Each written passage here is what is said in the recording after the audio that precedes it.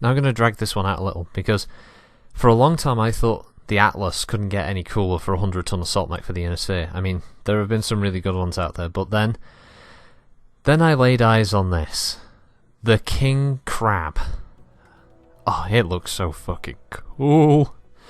Yes, this is the loyalty version of the King Crab, which has the Scandinavian, Norse, mythological kind of paint scheme. This is available to everyone who purchased any of the top tier of any of the packs. So the Legendary Founder, the Phoenix pack, top Phoenix pack 1, the Clan Wave 1 or 2, or the top Resistance pack. As I said, 100-tonner.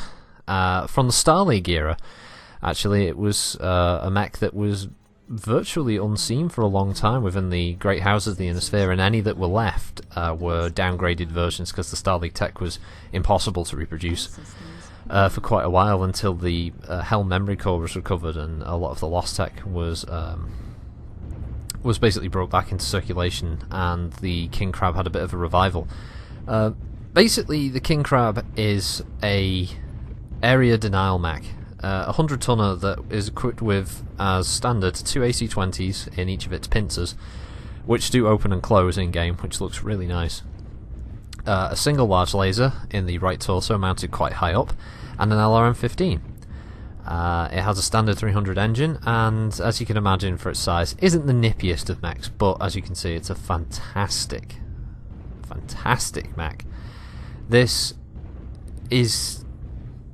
oh, it's one of my favourite mechs ever. I mean, you know, if you get the Crab in there, it will be...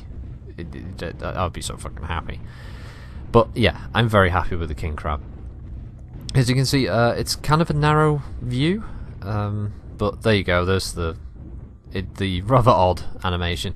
I imagine PGI had to put a lot of work into this one, because this is a mech, I remember going a couple of years back now, they said they would never add the King Crab because of the way its hard points worked. And obviously they've worked past that now. You'll see that a friend of mine here, there you go, as the pincers open.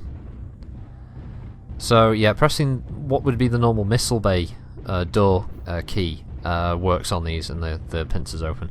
And it's such a nice touch. You can see all the gun barrels inside.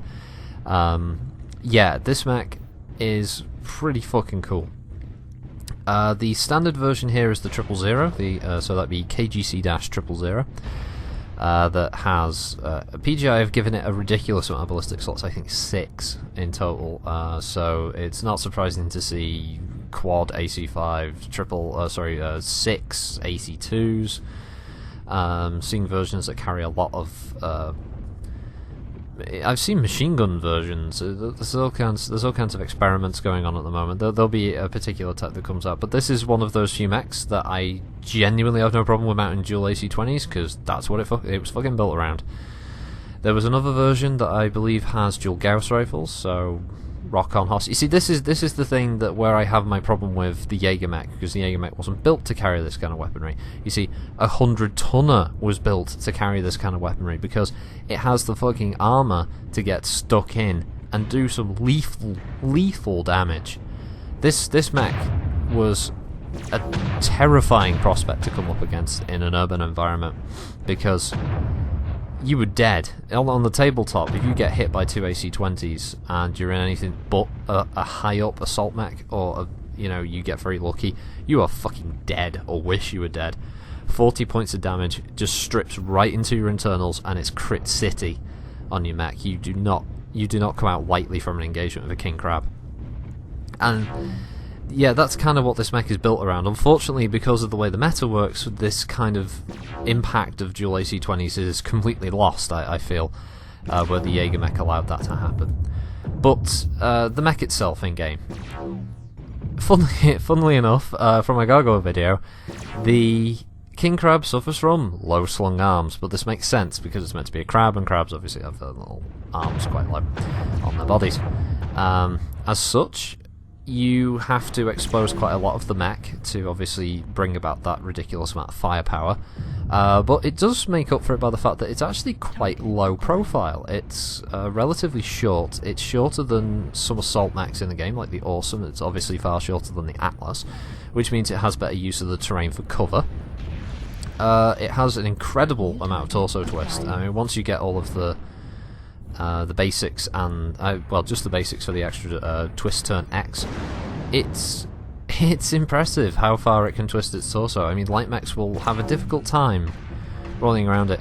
The laser configuration, which I believe can actually have multiple lasers, if you want to dial back the AC-20s a bit and maybe 10s or have ultras or however you run it, you can actually mount a couple of large lasers or medium, however you want to build it, and they're a really high up position. They're probably one of the highest positionings for a mech I've seen, which basically allows it to fire over cover, and you can really sort of pot shot people. It's more than viable to switch the standard large up to an ER large.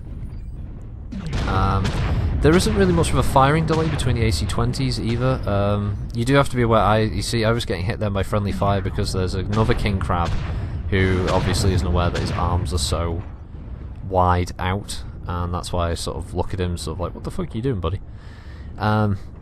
So yeah, you have to be aware of that because you can't see your arms because the cockpit is so cramped and narrow, and you've got such a narrow field of view. Yeah, you can accidentally hit allies. So it requires a very wide arc of fire, or a very confined space, such as between buildings or inside areas like the cave tunnel or the tunnel in Crimson. Obviously its speed is a bit of a detriment to it. You can switch up the engine, obviously being an Insphere mech, that it's far more customizable than any of the clan designs.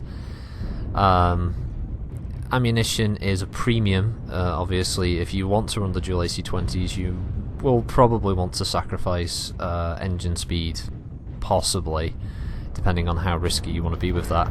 But you can also sacrifice the LRM, bringing it down from 15 to a 10 and get a couple more tons of ammo that way. You could switch out the laser into something a bit smaller. Again, there's a few ways if you want ammo to be that main part of your mech. It's not the longest range design.